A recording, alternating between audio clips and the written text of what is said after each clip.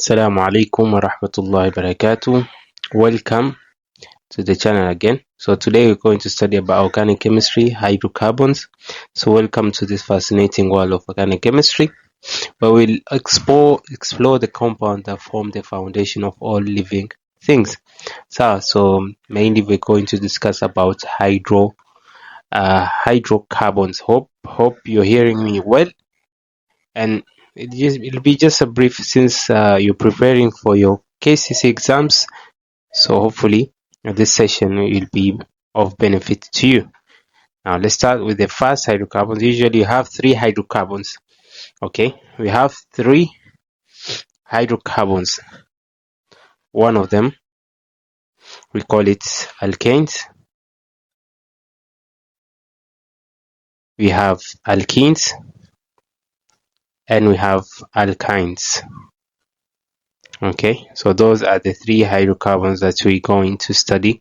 We'll study about its preparation, its uses, and its homologous series. So let's continue from there.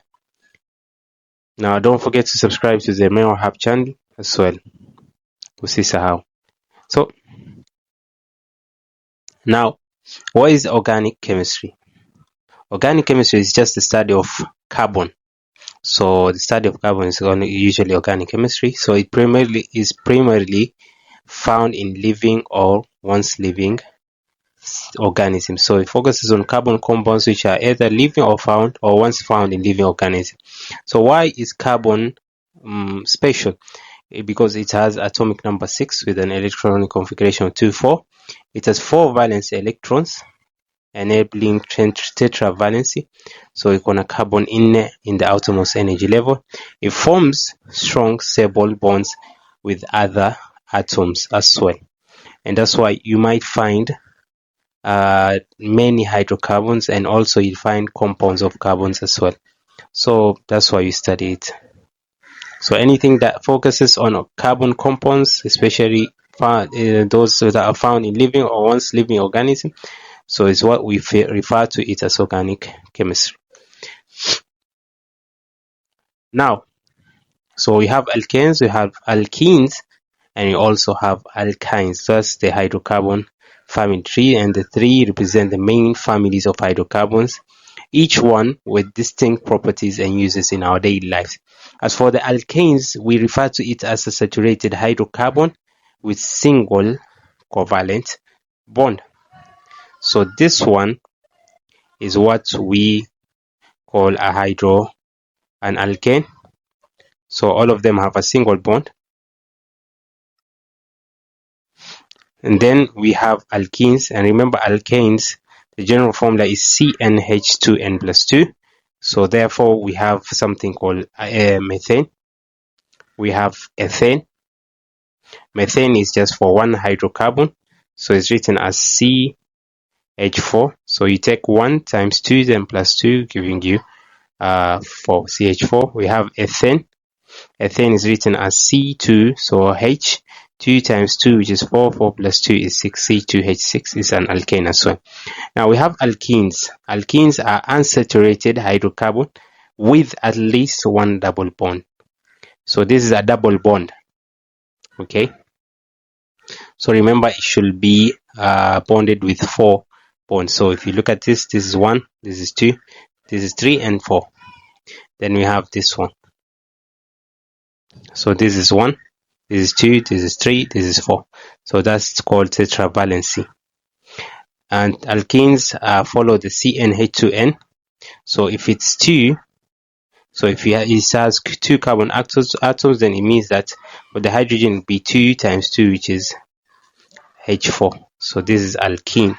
For the alkynes, also they are unsaturated hydrocarbons, but they have triple bond, which can be written as this.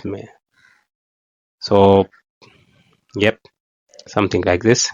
So it has the tetravalency, and it's written as CnH2n minus 2. So let's take butane. Butane means butane. Butane is 4 carbon atoms. So how do you write butane? C4, and then you take H, which is 4 times 2, it gives you 8, then 8 minus 2. So butane is written as C4H6. So hope you've understood. So different hydrocarbon has its own distinct properties and uses in our daily lives, which we're going to tackle with it right now. Now we have alkanes, and alkanes are also referred to as saturated hydrocarbons. Their sources and production include, remember that alkanes are abundant in nature, so we primarily find it through nature, which is primarily they found in natural gas. They also found in crude oil and biogas. They're extracted through a process called fractional distillation of crude oil, therefore separating different compounds by their boiling points. We have the uses. They're used in domestic fuels, also in transportation, especially when you look at the LPG for cooking, heating homes, and portable fuel applications. We have transportation such as petrol, diesel, and kerosene, power vehicles, and aircraft worldwide. So they're used for transport in the transportation industry. And there are other industrial uses, which, for example, we use it for making of plastics, waxes, and lubricants, and also for hydrogen production. So remember, domestic fuels and also transportation, the petrol and the diesel and the kerosene are used in vehicles for the movement. And also industrial uses that include raw materials, which the raw materials are used in the manufacture of plastic, waxes, lubricants, and also hydrogen production. Now we have another aspect, that is alkane reactions and cracking down of those reactions. The chemical properties include, they usually combust, so therefore they react with oxygen, giving you carbon dioxide and water. So incomplete combustion means they produce CO plus soot. Okay, and also they use in the substitution reaction, so they substitute with other halogens under the UV light rays. So methane can react with chlorine, giving you chloromethane together with HCl. And then cracking, breaking large alkanes into small alkanes and alkenes for more useful products. But the most important factor is this substitution reaction, and I want you to see it. Okay, so usually let's take an example of methane. So methane is like this, but now you react it with chlorine. Now it undergoes different stages. For the first stage, one chlorine will go to the 1H, and therefore as a result it forms something like this. Okay, and we call this 1-chloromethane, or you can call it chloromethane. And the chloromethane can react with chlorine, but remember there's HCl also as a product as well. So the chlorine will also react with the chloromethane until it will undergo many stages until you get something like this. Okay, you get something like this. Now we refer this to as 1,1,1,1 tetrachloromethane. Okay, tetrachloromethane, because since they are tetra, they are 4, and they're found in the first carbon chain, therefore we call it tetra 1,1,1,1, because they are 4 tetrachloromethane. So hope you know that right now. So the alkanes are relatively unreactive due to their strong covalent bonds and the CH bonds also, and in them the nickname paraffins, okay, or little affinity. Now let's go to the other slide. Now the other slide looks at the lab preparation of alkanes, how we prepare them. So usually use the decarboxylation method, which is sodium. React with the sodium alkanoate. You react it with sodium hydroxide to give you now the methane plus the sodium carbonate. Okay, so you combine the sodium salt of carboxylic acid with solid sodium hydroxide in proper proportion, and you heat strongly, and then you collect the gas, which is your methane or ethane or whatsoever. So let's take an example. We have, but for you to collect that gas, make sure you use upward delivery, since methane is much lighter or less denser than air. So this is called sodium ethanoate, and the resultant product will be methane. So if you take sodium ethanoate, because of 2 carbon atoms, and if you react it to sodium hydroxide, you get something called methane plus sodium carbonate. So if you want to get, let's say, ethane, then you take what? You take propanoate and react it with sodium hydroxide. Okay, if you want to get butane, what do?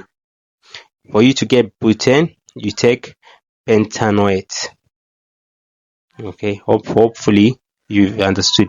If you want to get hexane, you take heptanoate, react it with sodium hydroxide. And that's very easy. So remember, this is sodium alkanoate, react with sodium hydroxide to get alkane plus sodium carbonate. So yeah, so let's go to the other slide. Okay, alkenes, the reactive hydrocarbons, usually reacts with other metals, and there's preparation methods, and the commonly method that involves the hydration of alcohols using concentrated sulfuric acid and heat. So the acid reacts as a dehydrating agent. So alkenes are usually collected over water, since they're insoluble in water. So remember, this is your C2H5. Let me use another ink. I don't know if you can know. So the C2H5, which is the ethanol, okay, usually is dehydrated by heat and sulfuric acid, therefore forming ethene plus water. So the sulfuric acid acts as a dehydrating agent, just removes the water, and therefore as an end product you'll get ethene. Ethene, where did you get ethene from? We got it from ethanol. So okay, let's continue. Now we have alkene addition reactions as well. So the double bond makes all the difference. Okay, we have the hydrogenation process, which ethene reacts with a hydrogen to give you ethane, so converts alkenes to alkanes using hydrogen gas and a catalyst. We have halogenation, in which the alkenes reacts with bromide, either bromide, iodide, to give you now there's something bromo something.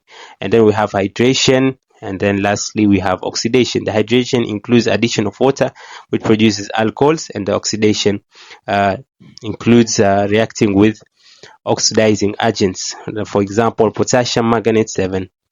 So the alkenes also undergo polymerization to form plastics like polyethylene and PVC, and making them essential for modern materials.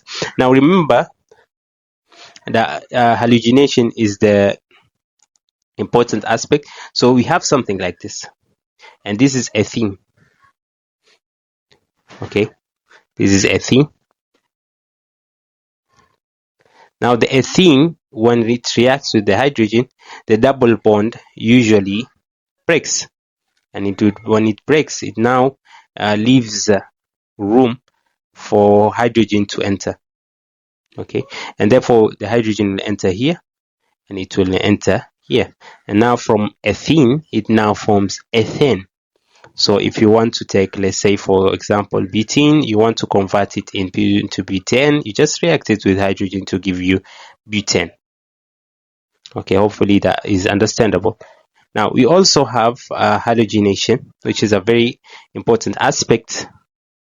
So halogenation includes reacting the alkenes, reaction of alkenes with halogens, like for example bromine, we have iodine, we have chlorine as well. Now what happens? What happens is the ethene, which is this one, reacts with bromine. So let's take an example, bromine. So the double bond breaks, and when it breaks, it now the bromine enters into the double bond, giving you something like this. Okay, so okay, I think, yeah, there should be hydrogen here. So now this one is called what? It's called 1,2-dibromoethane. There's no ethene again. Okay, so you call it 1,2-dibromoethane. So the test that we use, for example, if you take an alkene and react it with bromine water, the bromine water is decolorized. So that's an important test for unsaturation. So that's how we notice if this is an unsaturated hydrocarbon or not. If it doesn't decolorizes, then it means that we have alkanes in it. But if it decolorizes the bromine water, then alkenes or alkynes are present. Now we have hydrogenation. So if you take an ethene or whichever alkene group and react it with water, you get an alkanol. So for example, we have C2H4, which is ethene. You react it with water or water, it gives you ethanol, C2H5OH. Okay, and that is very easy because if you have something like this, and now when you react it with water, and remember that water has OH and the H. So the H comes here, the bond, the double bond breaks, and the H comes here, and the OH comes here. So that's why you form ethanol. Okay. So that's, and the last one, the last part is oxidation. So it oxidizes, it undergoes oxidation, and the purple permanganate, which is potassium manganate, changes to colorless. This also shows that this is also an important test for unsaturation. So remember, alkenes also undergo polymerization to form polyalkenes. So they react by themselves to give you a lot of alkene molecules. So yeah, so that's called polymerization. It's a very important aspect. Okay, then we have another aspect as well. Now we have alkynes. Now alkynes is basically a hydrocarbon with a triple bond. So it's the most unsaturated hydrocarbons, and alkynes contain carbon-carbon triple bond, making them highly reactive and useful for industrial processes. So we have the lab preparation, and we usually use calcium carbide. So calcium carbide reacted with water, it gives you alkyne or ethine and plus calcium hydroxide. So the ethine is prepared from calcium carbide and water, and it's also collected of water by downward displacement of air.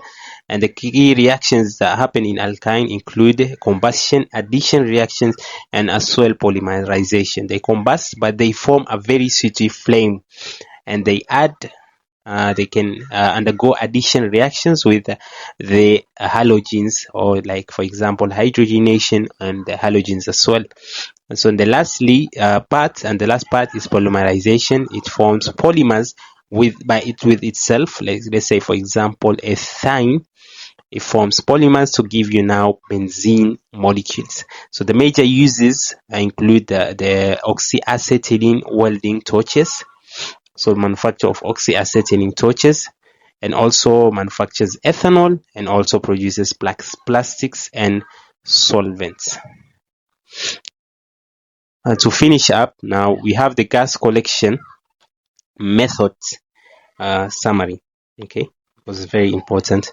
So different hydrocarbons require specific collection techniques. So based on their physical properties. Okay, so we have the overwater method, especially we use such gas collections for alkenes or alkynes, for gases that are insoluble or slightly soluble in water, and is used for alkenes or alkynes, just like I've said. Upward delivery for gases that I think denser, less denser than air.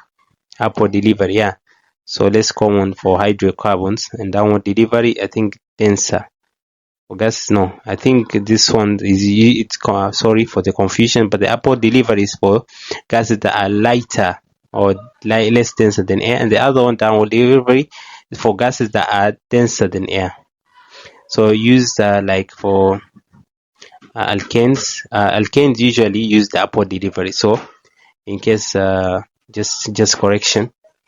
So this one good for the alkanes, and this one there's the less used by hydrocarbons, so it's less common for hydrocarbons. Okay, so also remember that the down delivery gases that are denser than air, and this one lighter or less denser. So just rectify that part. But the key takeaways is just for you to understand the hydrocarbon properties, their reactions, and the preparation methods. They basically form the foundation of organic chemistry, and these compounds are essential to modern life, from fuels to plastics to pharmaceuticals.